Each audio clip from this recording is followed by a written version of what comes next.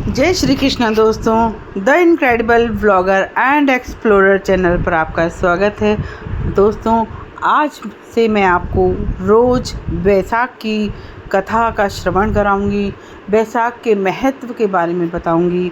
तो आप बैसाख के महीने में किस तरह से पूजा करें, अर्चना करें और भगवान विष्णु को और माता लक्ष्मी को आप प्रसन्न करें, मैं वो सब नियम आपको मैं बताऊंगी। आप बड़े ध्यानपूर्वक, बड़ी श्रद्धा से आप मेरे साथ जुड़ें और मेरे चैनल को सब्सक्राइब करें, लाइक करें, शेयर करें और बेल आइकन दबाना ना भूलें, ताकि आपको मेरे हर वीडियो का नोटिफिकेशन सबसे पहले मिले।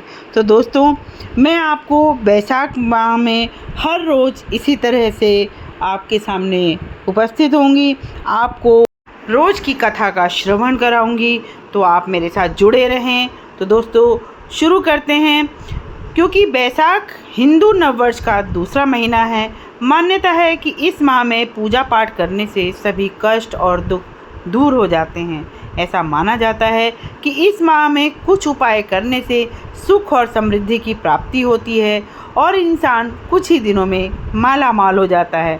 तो दोस्तों, मैं आपको बताती हूँ कि किस तरह से पूजा अर्चना करें, बैसाख के महीने में क्या करें, क्या ना करें, क्या नियम है, मैं वो आपको सभी विस्तार से मैं आज बताऊंगी। इस माह में जगत के पालनहार भगवान विष्णु और धन की देवी माँ लक्ष्मी की पूजा की जाती है। यह माह प्रभु को प्रसन्न करने के लिए बेहद खास है। धार्मिक मान्यता है कि इस माह पूजा अर्चना करने से साधक के सभी कष्ट और दुख दूर हो जाते हैं। इस माह में कुछ उपाय करने से सुख और समृद्धि की प्राप्ति होती है और इंसान कुछ दिनों में ही माला माल हो जाता है। तो दोस्तों, सनातन धर्म में दान करने का विशेष महत्व है। अगर आप अपने पापों से मुक्ति पाना चाहते हैं तो इसके लिए बैसाख माह में अपनी श्रद्धा अनुसार तिल, सत्तू, आम और कपड़ों का दान करें। माना जाता है इन चीज़ों का दान करने से इंसानों के पापों का नाश होता है। बैसाख माह में पड़ने वाली अक्षय तृतीया के दिन सोना या चांदी या फिर कोई ऐसी चीज़ खरीदें। मान्यता है कि इस खास अवसर पर सोना या चांदी घर में लाने से सुख और समृद्धि में वृद्धि होती है। साथ ही देवी देवता प्रसन्न होते हैं। बैसाख माह में अधिक गर्मी होती है, तो ऐसे में आप गरीब लोगों को चप्पल, छाता दान करें। इसके अलावा पशु पक्षी के लिए खाने के लिए चीज़ें और जल रखें। माना जाता है इस उपाय को करने से इंसान के जीवन में खुशियों का आगमन होता है। इस माह में कांसे के पात्र में भोजन करने से और खाट पर सोने से इंसान की सभी बीमारियां खत्म हो जाती हैं। बैसाख माह के सोमवार को भगवान शिव का विधि पूर्वक रुद्राभिषेक करें और प्रभु को विशेष चीज़ों का भोग लगाएं। इससे इंसान की धन धान्य की इच्छा पूरी होती है और सभी मनोकामनाएं पूर्ण होती हैं। दोस्तों, ज्योतिष शास्त्र के अनुसार बैसाख माह का नाम 27 नक्षत्रों में से एक विशाखा नक्षत्र से संबंधित है। स्कंद पुराण में वैशाख माह को सबसे उत्तम माना गया है और कहा गया है कि इस माह के समान कोई अन्य माह नहीं है। चैत्र माह के बाद बैसाख का महीना आता है और चैत्र पूर्णिमा के दिन चैत्र माह समाप्त होता है। इसके बाद अगले दिन से बैसाख माह आरंभ होता है। पंचांग के अनुसार बैसाख माह में बहुत सारे व्रत और त्यौहार आते हैं, जैसे कि विकट संकटी चतुर्थी, कालाष्टमी व्रत, पंचक्षरु, वरुथी एकादशी, प्रदोष व्रत, मासिक शिवरात्रि, बैसाख अमावस्या, रविंद्रनाथ टैगोर जयंती, अक्षय तृतीया, परशुराम जयंती, विनायक चतुर्थी, शंकराचार्य जयंती, रामानुज जयंती, वृषभ संक्रांति, गंगा सप्तमी, मासिक दुर्गाष्टमी, शीतला नवमी, मोहिनी एकादशी, परशुराम द्वादशी, प्रदोष व्रत, नरसिंह जयंती और बैसाख पूर्णिमा व्रत, बुद्ध पूर्णिमा। तो ये त्यौहार बैसाख के माह में आते हैं। ये व्रत त्यौहार जिस तरह से भी आप मनाना चाहें। तो दोस्तों, आप मुझे अगर इनमें से किसी विशेष अवसर पर कोई वीडियो चाहते हैं तो मुझे कमेंट बॉक्स में लिखकर ज़रूर बताएं। मैं आपको पूरी कोशिश करूँगी उसके बारे में बताने की। अब मैं आगे आपको वैशाख माह में कुछ ऐसी चीज़ें हैं जिनको करना शुभ माना जाता है और कुछ ऐसी चीज़ें हैं जिनको करना अशुभ माना जाता है। तो अब ऐसे में हम क्या करें क्या ना करें, इसके बारे में मैं आपको विस्तार से बताती हूँ। वैशाख माह में पवित्र नदियों में स्नान करना शुभ माना जाता है। ऐसा माना जाता है कि इस माह में पवित्र नदी में स्नान करने से देवी देवताओं की कृपा प्राप्त होती है। इस माह में दान करना पुण्य माना जाता है, इसलिए इस माह में ज़रूरतमंदों को भोजन, वस्त्र, धन का दान करने से सौभाग्य में वृद्धि होती है। वैशाख माह में कई देवी देवताओं की पूजा विधिवत रूप से करने का विधान है, जिनमें से विशेष रूप से भगवान विष्णु, माता लक्ष्मी, भगवान शिव और हनुमान जी की पूजा करें। अपनी श्रद्धा के अनुसार इस माह में भंडारा करना भी शुभ माना जाता है। वैशाख माह में सभी देवी देवताओं के मंत्रों का जाप विशेष रूप से करें। ऐसा करने से उनकी कृपा जातक के ऊपर बनी रहती है और मनोवांछित फलों की प्राप्ति होती है। वैशाख माह में पितरों के लिए पिंडदान करना उत्तम फलदायी माना गया है। ऐसा करने से पितृदोष से छुटकारा मिलता है और शुभ फलों की प्राप्ति होती है। तो ये तो मैंने आपको बताया कि वैशाख माह में क्या करना चाहिए। अब मैं आपको बताती हूँ वैशाख माह में क्या नहीं करना चाहिए। वैशाख माह में तामसिक भोजन से बचना चाहिए, इससे हमें नकारात्मक ऊर्जा मिलती है।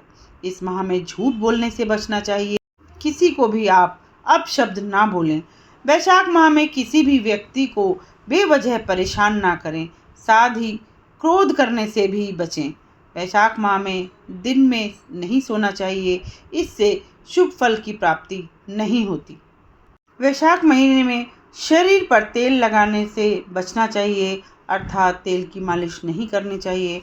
वैशाख के महीने में सूर्यास्त होने के बाद खाना खाने से बचना चाहिए। इस तरह आप वैशाख के महीने में क्या करें क्या ना करें, मैंने आपको विधिवत पूर्वक बताया। दोस्तों, अब मैं आपको बताती हूँ वैशाख महीने का महत्व और यह किन मान्यताओं से जुड़ा हुआ है। तो सबसे पहले वैशाख माह को वैशाख क्यों कहा जाता है? क्योंकि हिंदू महीने के नाम नक्षत्रों पर आधारित होते हैं और इस महीने का बदलाव चंद्र चक्र पर निर्भर करता है। यानी चंद्रमा जिस नक्षत्र पर होता है उस महीने का नाम उसी नक्षत्र के आधार पर रखा जाता है। तो इस प्रकार वैशाख माह की पूर्णिमा को चंद्रमा विशाखा नक्षत्र में रहते हैं, इसलिए इस महीने को वैशाख मास कहा जाता है। वैशाख माह में भगवान विष्णु की उपासना करने का विशेष महत्व है। ऐसी मान्यता है कि वैशाख माह में शुक्ल पक्ष में अक्षय तृतीया के दिन भगवान विष्णु ने कई अवतार लिए थे, जैसे नर नारायण, परशुराम, नरसिंह और हयग्रीव अवतार आदि। एक मान्यता के अनुसार यह भी कहा जाता है कि वैशाख शुक्ल पक्ष की नवमी को देवी लक्ष्मी माता सीता के रूप में पृथ्वी पर प्रकट हुई थी। पुराणों के अनुसार त्रेता युग का आरंभ भी वैशाख माह से ही हुआ था। वैशाख माह की पवित्रता और दिव्यता के कारण ही वैशाख माह में अनेक देव मंदिरों के पट खोले जाते हैं। कई महोत्सवों का आयोजन होता है। हिंदू धर्म के 4 धामों में से एक बद्रीनाथ धाम के कपाट वैशाख माह की अक्षय तृतीया के दिन खोले जाते हैं। वैशाख माह के शुक्ल पक्ष की द्वितीया को एक और हिंदू तीर्थ धाम पुरी में भगवान जगन्नाथ की रथ यात्रा भी निकालने की परंपरा है। वैशाख कृष्ण की अमावस्या को देव वृक्ष वट की पूजा करने की परंपरा है। वैशाख माह की पूर्णिमा को दक्षिण व दक्षिण पूर्व एशिया, तिब्बत एवं मंगोलियों के बौद्धों के मध्य बुद्ध पूर्णिमा या गौतम बुद्ध के जन्म दिवस के उपलक्ष्य में मनाया जाता है। वैशाख शुक्ल पंचमी को हिंदू धर्म के धर्मशास्त्री एवं महान दार्शनिक आदि शंकराचार्य के जन्मदिन के रूप में भी मनाने की परंपरा है। तमिलनाडु में वैशाख पूर्णिमा को वैकाशी विशाखम नाम से मनाया जाता है, जिसे भगवान मुरुगन के जन्मदिन के रूप में मनाया जाता है। आपको बताएं कि मुरुगन भगवान शिव जी के ज्येष्ठ पुत्र हैं। वैशाख मास के शुक्ल पक्ष की चतुर्दशी तिथि को सिंहचालम में श्री वराहलक्ष्मी नरसिंह स्वामी मंदिर में नरसिंह जयंती उत्सव के रूप में मनाने की परंपरा है। तो इस तरह से ये सभी मान्यताएं वैशाख के महीने से जुड़ी हुई थी। तो दोस्तों, अब मैं आपको बताती हूँ कि वैशाख के महीने में किस तरह से पूजा की जाए। दोस्तों, सबसे पहले सूर्योदय से पहले आप स्नान करें। स्नान करके स्वच्छ वस्त्र धारण करें। इस पवित्र महीने में पीपल की पूजा का सुबह जल्दी करने का विधान है। साथ ही सुबह और शाम दोनों समय तुलसी की पूजा की जाती है और दीपक लगाया जाता है। पीपल पूजा वैशाख के महीने में शुक्ल पक्ष की एकादशी पर पीपल की पूजा का भी खास महत्व है। इस दिन सुबह जल्दी उठकर पानी में गंगा जल, कच्चा दूध और तिल मिलाकर पीपल को चढ़ाएं। पूजा करते समय कम से कम 11 बार ओम माधवाय नमः, ओम माधवाय नमः मंत्र का जाप करना चाहिए। दोस्तों, इस तरह आप वैशाख के महीने में रोज पूजा अर्चना कर भगवान विष्णु को प्रसन्न कर सकते हैं और मनवांछित फल की प्राप्ति कर सकते हैं।